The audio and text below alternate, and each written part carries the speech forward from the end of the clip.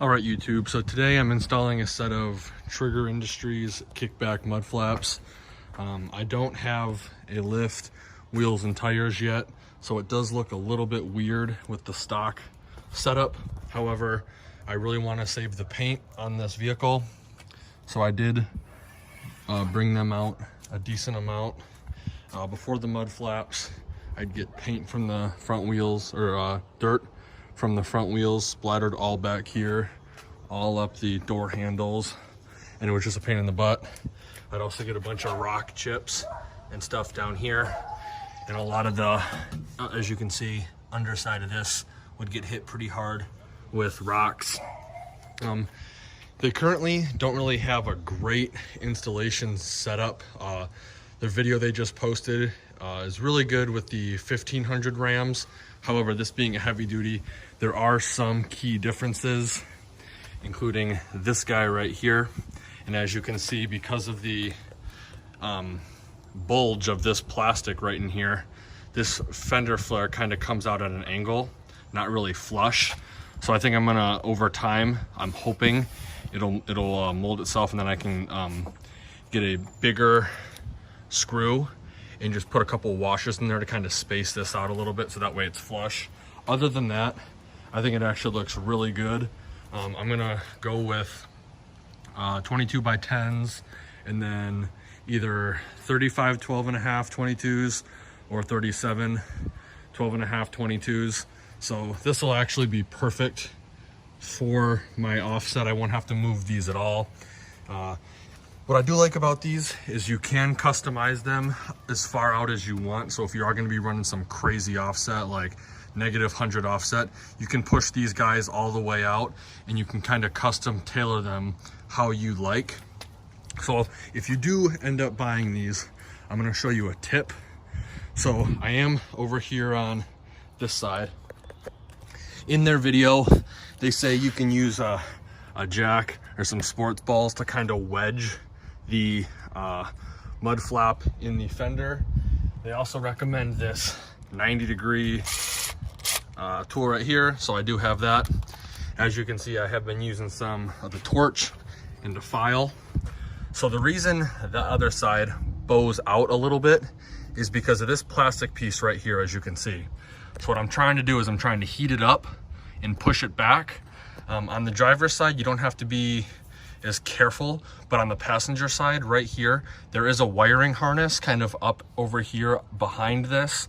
So I would not recommend going overboard with the heat. Heat it up and then push it back. That way it'll actually be flush and it'll look good. The only piece of original hardware I used, I kept this in place, and I kept this. Everything else, I pretty much had to use self-tapping screws. So I replaced this with a self-tapping screw, this one, and then I think I added my own right here, and then one right here as well. So overall, kind of a pain in the butt to install. I will link a video down below of them installing their kickbacks on a 2019 5th gen 1500. I'm hoping the rears, which are right here, are going to go on a lot easier. There is no plastic that kind of jets out a little bit, and I think I am going to try to keep this if I can, and I'll just have the bottom portion where the rubber is go on that, and then hopefully I'll be able to match it up as good as that. And from this angle, it doesn't even really look like it sticks out that much, but come when I get the new wheels and tires, this will actually be perfect. And if you are worried about them hitting the automatic running boards, it clears it by maybe an inch, even with this bowing out, not being flush. So if this was flush, you know, you'd clear it by 1.5 inches or 2 inches, so no problem. But I will work on that. If not, it's not the end of the world. I know I'm a little bit OCD with stuff like this, but I think it's fine for now. And then again, here's some more shots. As you can see, I messed up my drill hole on one of them. I will be spray painting that so that way it looks as factory as possible. And also too, when you get these, they come straight, obviously. The guy recommends you bend them, and even when you do, it does kind of mess up the paint when you're kind of aligning it. So I'd recommend putting painter's tape over this, and there is still some painter's tape back in there because I didn't remove it before I installed that self-tapping screw. But again, that's what this side looks like so far. Comes out just a little bit, which is what I want. There we go. And then hopefully I'll be able to match it up on this side as well. I will be updating you when I am done with the front, so stay tuned. So here's the fronts are done now finally. There is a little bit of a gap right here, as you can see. You can get trigger trim, which is this rubbery 3M adhesive that sticks in there to close that gap up a little bit. I may go on their website and purchase some of that. But if we come down here, this portion right here, right above, we're at about 2 3/4 inches to 3 inches above there. Then we're gonna come over to the other side. Above again, 2 3/4 to 3 inches. So it is pretty accurate, pretty spot on. As you can see again on this side, I did kind of screw up the measurements a little bit. They have a tool that they use on their video. It's kind of like a tong, right? But what it does is it rests. There's a little U on the back side of the tong that rests in the stock locations for your hardware. And on the other side is a V where you put your drill point. Again, this side is bowing out just a little bit. However, because both sides are bowing out and I do plan on running bigger tires, it may work out. I may actually have to come back here and melt more of this plastic and cut it out just so that way it'll be flush. But with the stock wheels, I think these are 30, almost 33s. What are they? 285, 60 R20s. So these I think are somewhere around 33, maybe just a hair less.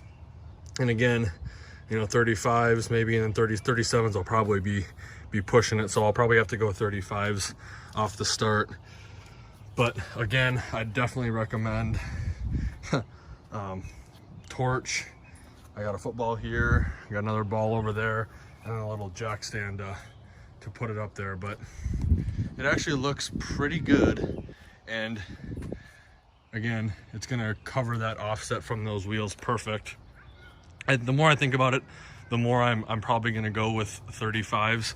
So as you can see, you can just see the metal hardware on the actual flap there. And this side, it sticks out just a little bit more. But I mean, dang near close on both sides. So can't really complain.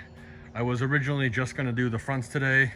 However, still got tons of sunlight. So I'm gonna move the truck forward and then we will do the backs. The backs are a little bit wider. So I believe I'm gonna run into some problems trying to get around this 5-inch exhaust, but I will keep you updated when I do that.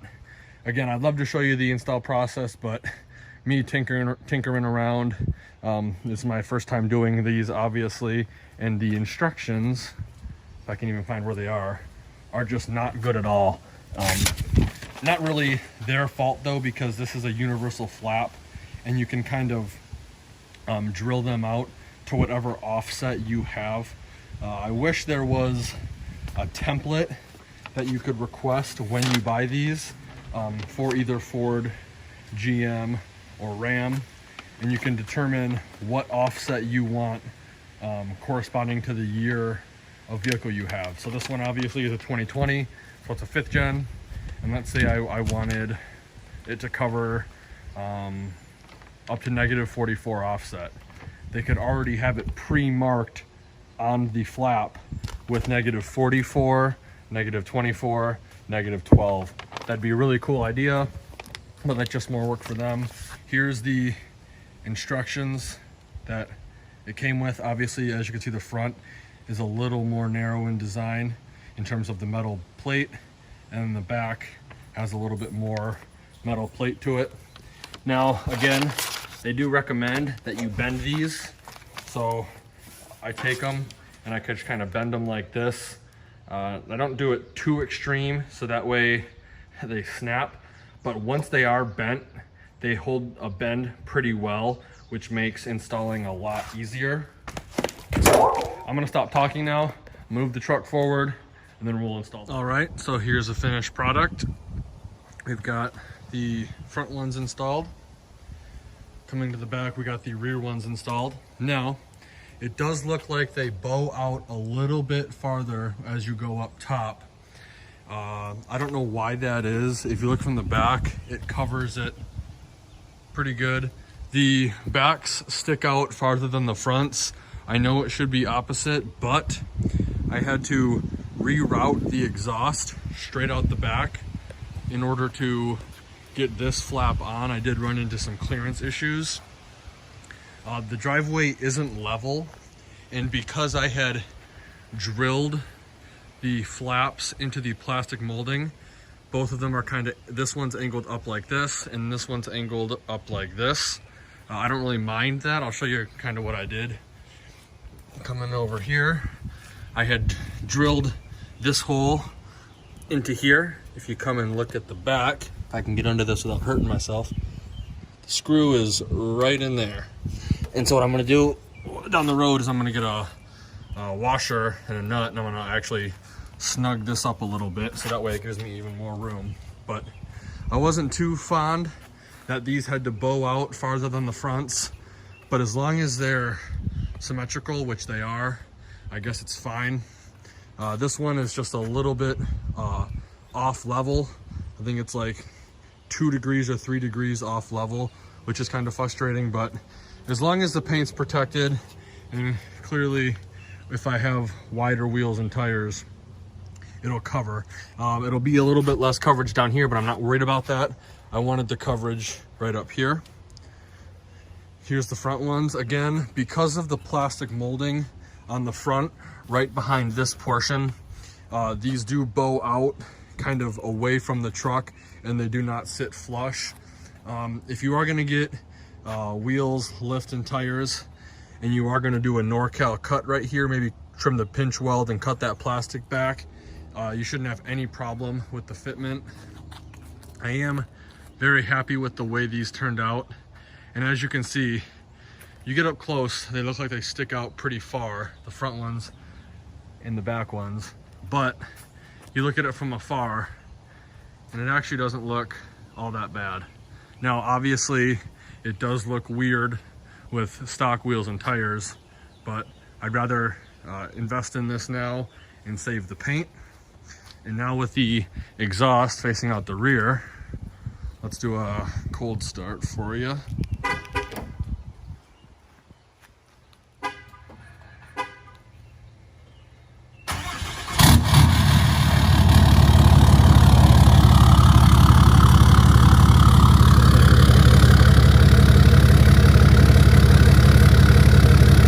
Very, very cool. And I'm starting to really like that look out the back like that instead of out the side.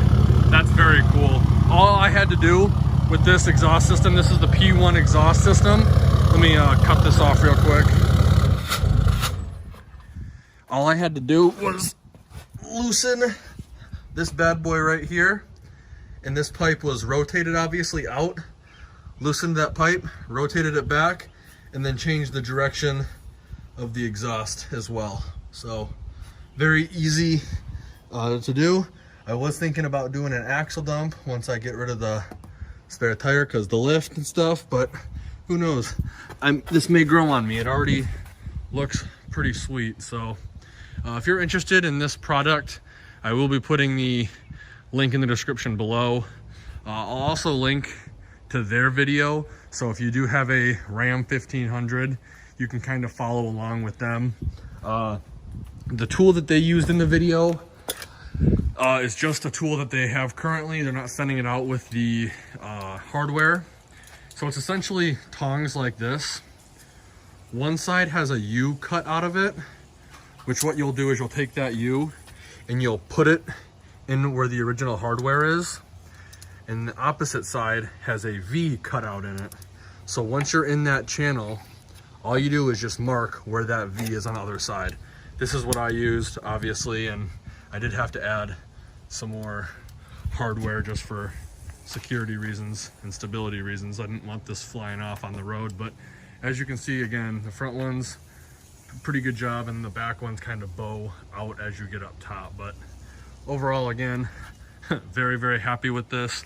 These are a bit pricey at like, I think it's like $400 US. It is a Canadian company, and these ship out of Alberta. I think it's like $6.99 or six something Canadian, but it's like it transfers to $449, I think, US. So if you're interested, again, I'll leave those links in the description below.